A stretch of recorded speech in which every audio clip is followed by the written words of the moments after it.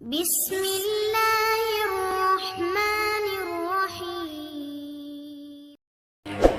نحمده ونصلي على رسوله الكريم اما بعد فاعوذ بالله من الشيطان الرجيم بسم الله الرحمن الرحيم رب اشرح لي صدري ويسر لي امري واحلل عقدة من لساني يفقهوا قولي رب زدنا علما اللهم فقهنا في الدين اللهم بارك لنا في اوقاتنا السلام علیکم ورحمۃ اللہ۔ میں امید کرتی ہوں آپ سب اللہ کے فضل و کرم سے خیر و عافیت سے ہوں گے۔ تو ماشاءاللہ ہماری 10 تختیاں کمپلیٹ ہو گئیں۔ آج ہماری 11ویں مشق شروع ہوگی، جو کہ ہم پیچھے کافی کچھ اس کے بارے میں پڑھ چکے ہیں، تو آج پھر دوبارہ سے ہم دہرا لیتے ہیں۔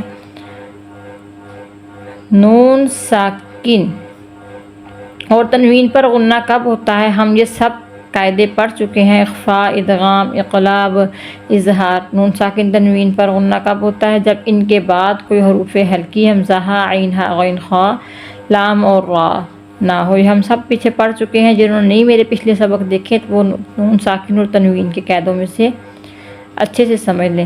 را ساکنہ، را کب موٹی ہوتی، جب اس سے پہلے یا ساکنہ نہ ہو، یا اس سے پہلے زیر اصلی اسی کلمہ میں نہ ہو، را ساکنہ کے بعد اسی کلمہ میں حروف مستعلہ ہو تو ہر حال میں یعنی موٹی ہوگی۔ پہلے ہو تو اختیار ہے، حروف مستعلیہ یہ ہیں، یعنی موٹے حروف یہ ہیں: صاد، ضا، طا، ظا، خا، غین، قاف۔ علامات وقف، یہ اوپر جو میں نے دہرایا ہم سب بڑی تفصیل کے ساتھ پڑھ چکے۔ را کی ہم نے موٹی باریک ہونے کی سب صورتیں الحمدللہ پڑھ لی، ہم نے حروف مستعلیہ پڑھ لیے، ہم نے حروف شبہ مستعلیہ بھی پڑھ لیے۔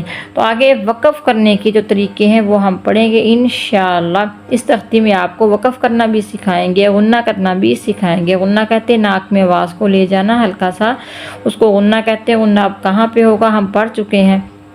چلیں آج ہم سبق کی 2 لائنیں دہرائیں گے، تو کل کو انشاءاللہ پہلے میں ساری وقف کے طریقے آپ کو سمجھاؤں گی، تو اس کے بعد ہم اگلا سبق شروع کریں گے۔ اعوذ باللہ من الشیطان الرجیم بسم اللہ الرحمن الرحیم۔ اب جنہوں نے تو سبق پڑھ لیا سمجھا وہ فوراً سمجھ جائیں گے ایک نون ساکن کس کو کہتے ہیں، جس نون پہ جزم ہو۔ اب نون ساکن کے بعد حروف یہ اظہار میں سے آ رہا تھا، ہم یہاں پہ حروف اخفاء میں سے آ رہا تھا، تو ہم یہاں غنہ کریں گے۔ جب حروف اظہار میں سے کوئی حرف آ گیا، حروف اظہار حروف ہلکی کو کہتے ہیں، پھر ہم غنہ نہیں کریں گے۔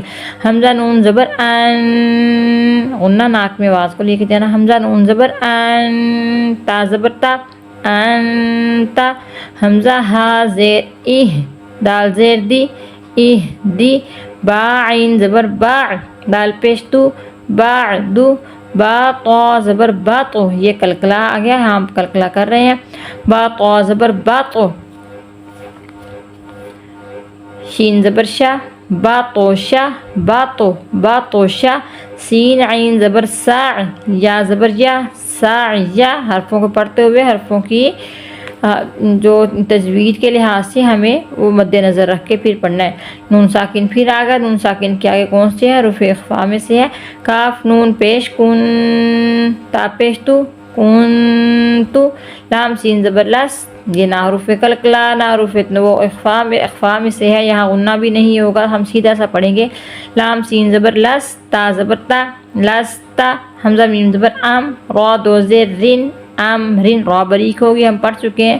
را کے نیچے اگر دو زیر ہو یا ایک زیر ہو تو ہم اس کو باریک پڑھیں گے۔ حمزہ میم زبر ام، را دو زیر رن، ام رن۔